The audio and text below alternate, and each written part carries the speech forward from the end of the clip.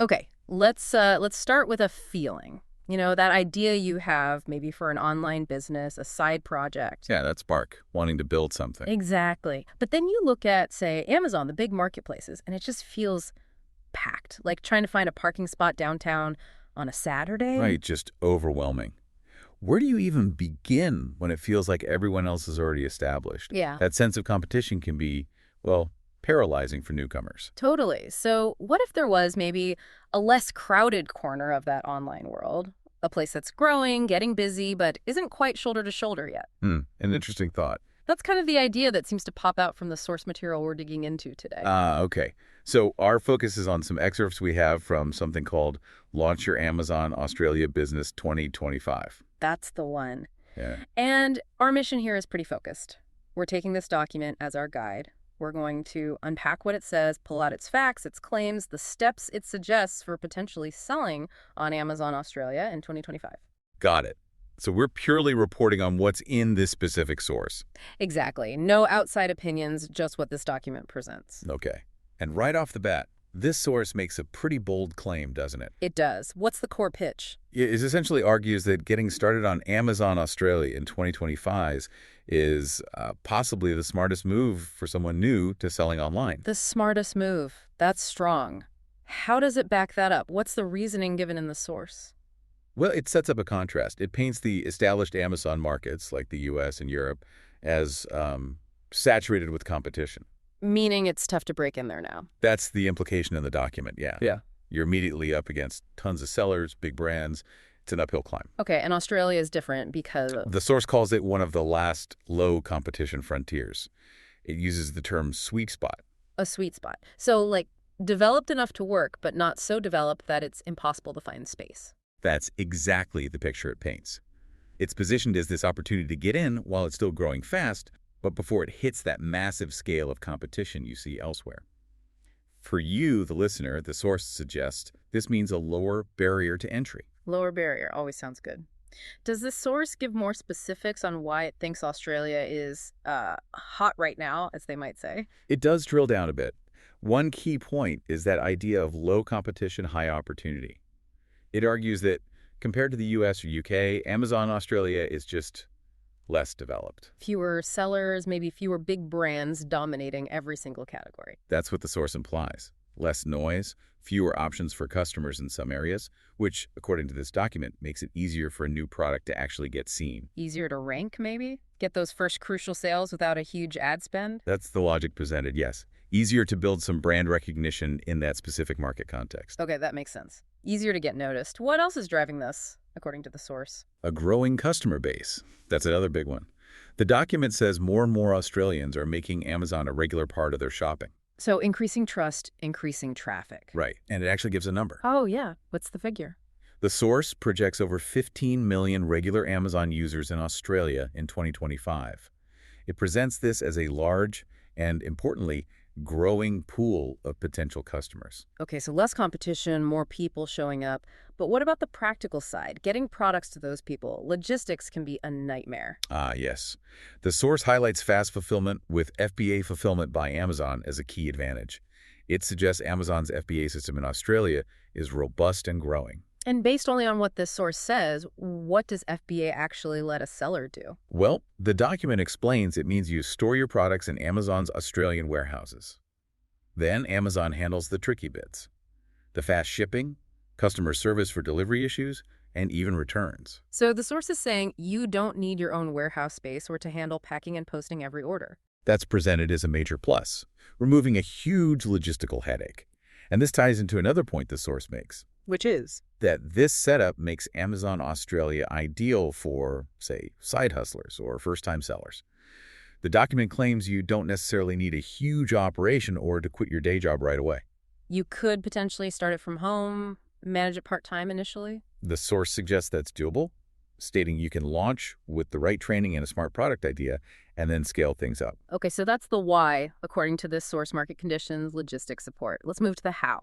The document outlines a step-by-step process. Is that right? Yes, it lays out 8 specific steps. We should probably walk through them, sticking just to what the source describes for each one. Sounds good.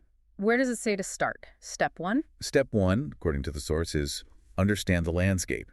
Basically, figure out what actually sells well in Australia. The document warns against assuming U.S. trends apply directly. Makes sense. What kind of products does it suggest focusing on in this research phase? It advises looking for things that are lightweight, that helps with FBA fees, you see, also practical items, things that solve a problem, and crucially, categories not totally dominated by huge household names. Finding those less crowded niches is key based on this source. Right. Practical, light, non-big brand dominated. Okay.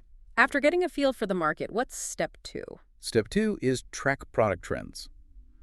The source suggests spending maybe 1 or 2 weeks just on this research. How does it recommend doing that? What tools or methods does it mention? It points to checking Amazon's own lists, like bestsellers and movers and shakers. It specifically mentions looking at categories like home, kitchen, pets, health.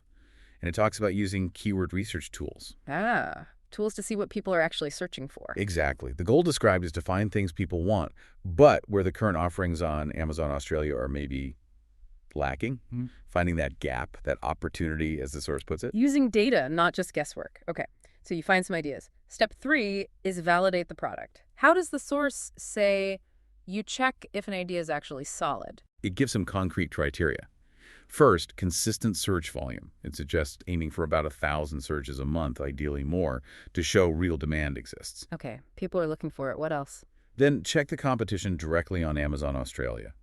The source sees it as a good sign, a green light, if the main competitors have, say, under 50 reviews, or if their listings look unprofessional, bad photos, weak descriptions. That's interesting. So low review counts and poor listings are seen as opportunities by this source. Yeah, it frames them as signals that the market for that specific product isn't fully mature yet, meaning there's potentially room for you to do better. The source also adds a tip here. Maybe avoid super seasonal products at the start. Stick to evergreen stuff. Good point. Focus on steady demand first. All right, idea validated. Step 4 is sourcing, getting the actual product. What does the source suggest? Step 4, source your product.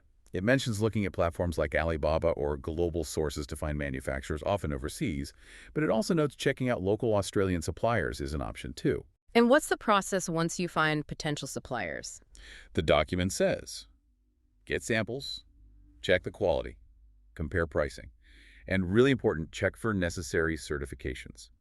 It specifically flags things like electrical safety, rechargeable batteries, or anything for kids or pets. Safety and compliance are key. Definitely sounds critical. Okay, product sourced, samples checked. What's step 5 according to the source? Step 5, set up your Amazon seller account. Pretty straightforward. Ready for Amazon Australia. And what are those requirements based on the document? You need an Australian bank account, an ABN, that's the Australian business number, your registered business name and address, and a credit card for verification. Getting the official stuff sorted in Australia. Okay, accounts live, inventory's on its way from the supplier. Step 6. Step 6 is create a shipping plan. This is about telling Amazon what you're sending to their warehouses for FBA. The source says you do this in your Seller Central dashboard. And what does that involve physically, according to the source? The source describes needing to put special FNSQU labels on each item. These are Amazon's unique barcodes for your stock. Then you pack it all up and ship it off to one of their fulfillment centers in Australia. Sydney or Melbourne are mentioned as examples. Got it. Sending your stock in so Amazon can handle the orders. Now, step 7 sounds important. Launch like a pro. Why does the source emphasize this one? It really highlights this step. The source states, this is where most people drop the ball. The idea seems to be that all the prep work can be wasted with a weak launch. So what does a pro launch involve, according to this document? Key elements mentioned are really good product photos, a professionally written listing that persuades people to buy, using Amazon's own PPC ads pay-per-click to get initial visibility. Paying to show up in searches. Right. And then getting those crucial early reviews. The source suggests maybe reaching out to friends, family, or early customers for those.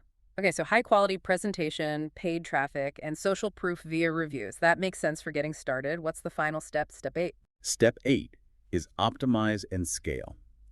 The source presents this as the ongoing phase after you're up and running. And what does optimize and scale mean in this context, based on the source? It talks about constantly checking your ad performance, tweaking your keywords based on what people are actually searching for, watching your conversion rate, how many viewers become buyers. It's iterative. Keep refining things. Exactly. And then the scale part. Once that first product is doing well, the source says it's time to launch your second, third, and fourth.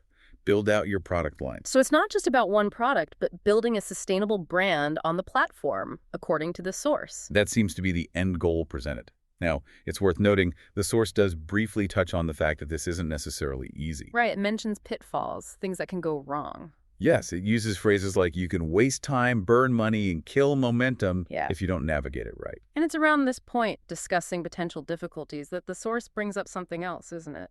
It is. The document mentions that many Aussie entrepreneurs are turning to AMZ Product Launcher.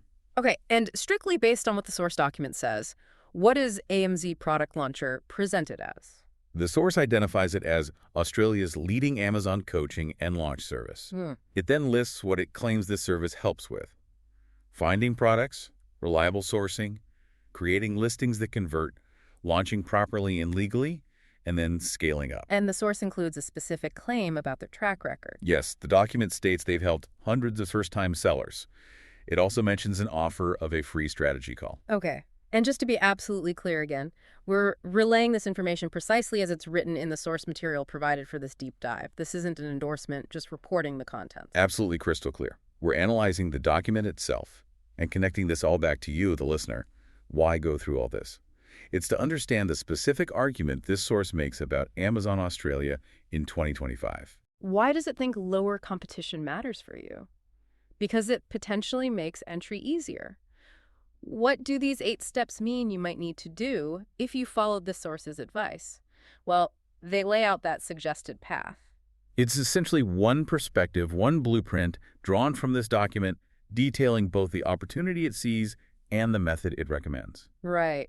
Which brings us towards wrapping up this particular deep dive. So the key takeaway from the source document we examined: I'd say it presents Amazon Australia in 2025 as this window of opportunity, less crowded than other markets, growing fast, and it provides a very structured, step-by-step approach aimed specifically at new sellers wanting to enter that market.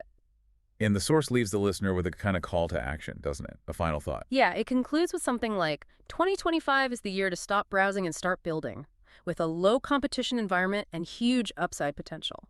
It's definitely a forward-looking statement from the text. It certainly paints a clear picture based on its perspective. It does indeed. Well, thank you for joining us as we unpack this specific piece of source material.